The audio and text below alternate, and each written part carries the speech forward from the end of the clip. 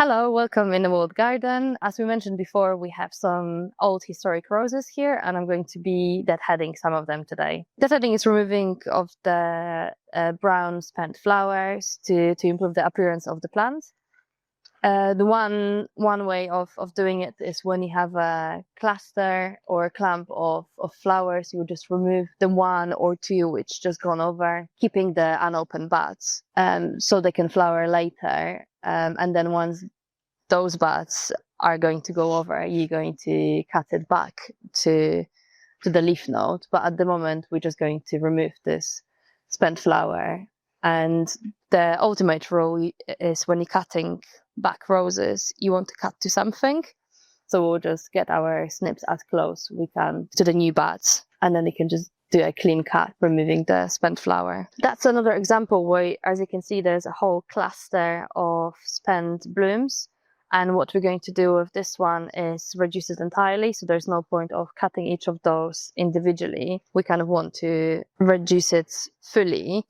And this particular variety, which we yet to identify, all of that growth happen at the same time, but we can see there is a very healthy new bud from which we're going to have a new stem later in the year. So we can basically cut it right back to this healthy bud. This is another rose we have here. It's a beautiful Madame Alfred Carrier. As you can see, it doesn't flower in your obvious way. So the flowers are kind of scattered along the long stem. But very often, if you're not sure how to prune a rose, you can just assess it, and very soon you will start seeing where the new buds are forming or where the new shoots are coming.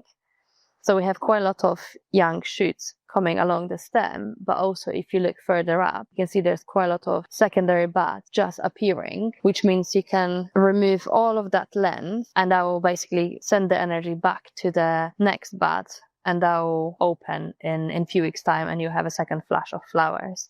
This is another type of rose we have here in the walled garden. It's a rambling rose. They tend to flower only once.